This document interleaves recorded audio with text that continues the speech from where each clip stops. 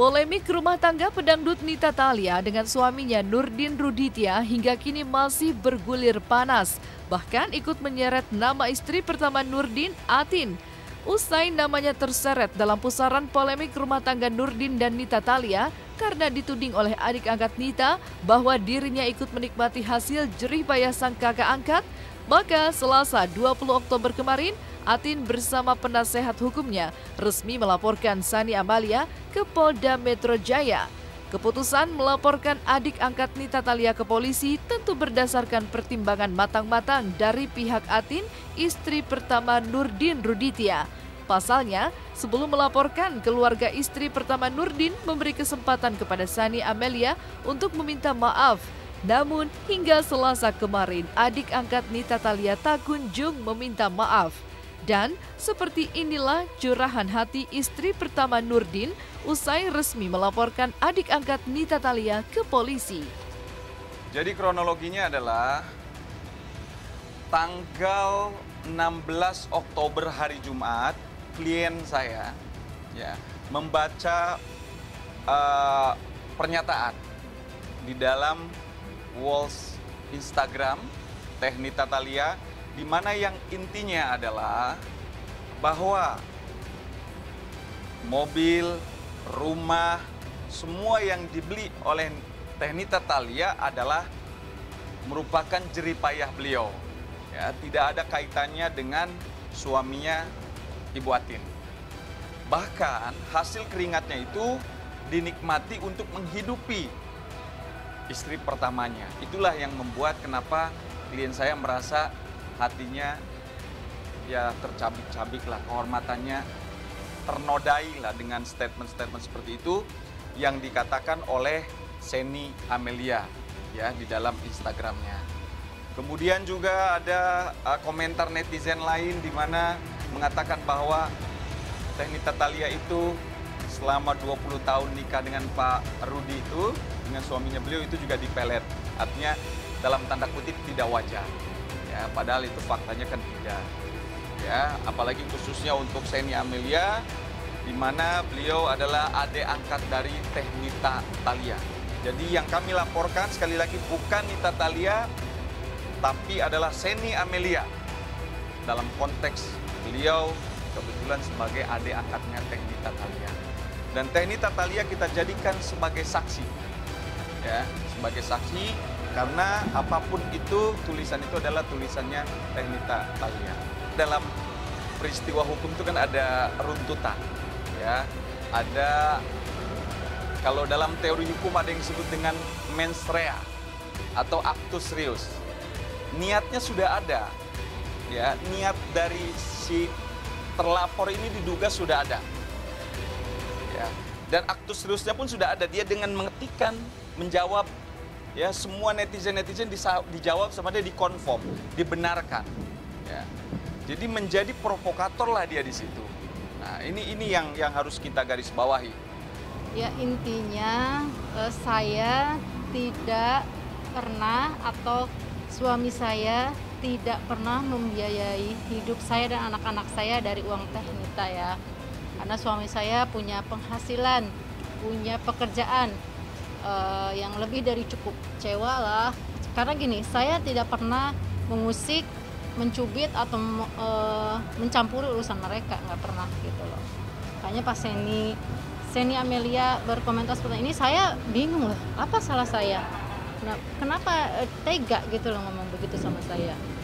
Ya, tujuan kami melaporkan adalah, mungkin rekan-rekan juga tahu lah, biar perbuatan dia ini jangan diulangi lagi, baik terhadap Teh Atin maupun terhadap yang lain lah. Artinya ini untuk menjadi pelajaran, hati-hati dengan penggunaan sosial media karena rentan dengan undang-undang ITE. Jelas ini kan, kalau kita laporkan tadi ya, ini bertentangan dengan undang-undang ITE, Undang-Undang nomor 19 tahun 2016 ya, pasalnya adalah pasal 27 ayat 3 junto pasal 45 ayat 3. Kurungan pidananya 4 tahun, dendanya 750 juta rupiah.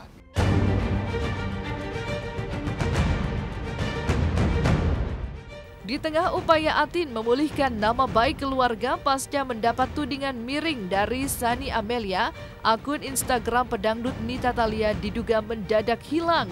Belum diketahui apa yang sebenarnya terjadi hingga membuat sosial media pribadi biduan cantik ini hilang. Namun, yang jelas, isi curhatan Nita Thalia beberapa waktu lalu itu sudah terlanjur membuat kehebohan. Lantas, seperti apa tanggapan pihak Atin mengenai kabar hilangnya sosial media pribadi Nita Thalia?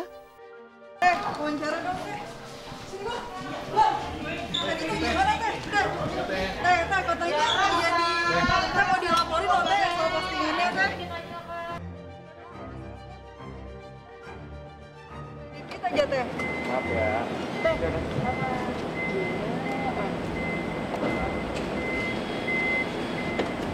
Saya sampaikan tadi bahwa unsur tindak pidana ini kan harus ada perbuatan yang sudah dilakukan. Ini kan perbuatannya kan sudah dilakukan, ya, ada perbuatannya, unsurnya kan sudah terpenuhi. Sekarang dihapus ya alhamdulillah, artinya kita bahagia kalau sudah dihapus, ya artinya itu message yang kita sampaikan kemarin di hadapan media nyampe kepada beliau. Pak Rudi kan menyampaikan dengan jelas dan tegas, hati-hati jangan bermain media karena sekarang lagi rentan pelanggaran ya terhadap Undang-Undang ITE. Sebentar dilaporkan. Itu kan sering disampaikan juga oleh Pak Rudi. Nah berarti kan nyampe lah kepada Teh Nita sehingga itu juga mungkin dia alhamdulillah berpikir positif, mungkin hatinya lagi tenang, langsung dihapus. Itu yang kami harapkan. Dan kami pun terhadap Seni sebetulnya juga pengen seperti itu. Ya, seperti Teh Nita akhirnya menghapus. Ya sekarang Seni kenapa sih harus takut? Harus handphonenya dimatikan?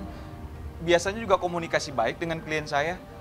Ya kalau khilaf karena mungkin lagi emosi, tinggal minta maaf.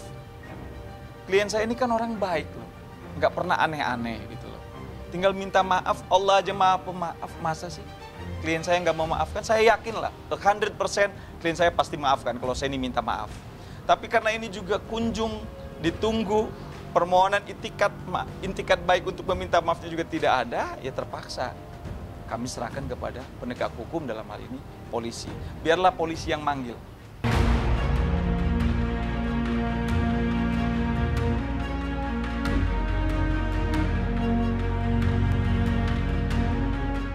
Selain sosial media milik Nita Thalia yang mendadak hilang, komunikasi Nita Thalia dengan suaminya Nurdin Ruditya pun kandas begitu saja. Padahal meski sepakat berpisah, Nita dan Nurdin sejatinya masih berstatus suami istri karena belum adanya putusan cerai dari Pengadilan Agama Jakarta Utara. Harapan Nurdin dan Nita Thalia yang pada awalnya ingin berpisah secara baik-baik justru berujung menjadi problema yang kian pelik. Ya, mereka yang memutuskan kayaknya ya. Mereka yang memutuskan hubungan. Jadi justru diblok lah, Pak Rudi kan WA-nya juga diblok ya sama Teh Nita. Harapan kita kan sebetulnya tidak mau seperti itu. Kita pengen silaturahim baik. Kalau masalah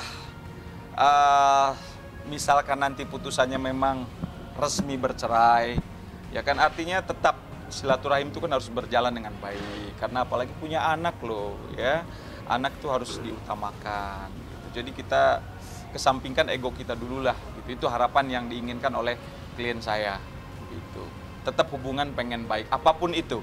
Kecewa lah, karena gini, saya tidak pernah mengusik, mencubit atau mencampuri urusan mereka, nggak pernah gitu loh. Makanya pas Seni Amelia berkomentar seperti ini, saya bingung loh, apa salah saya? Nah, kenapa tega gitu loh ngomong begitu sama saya?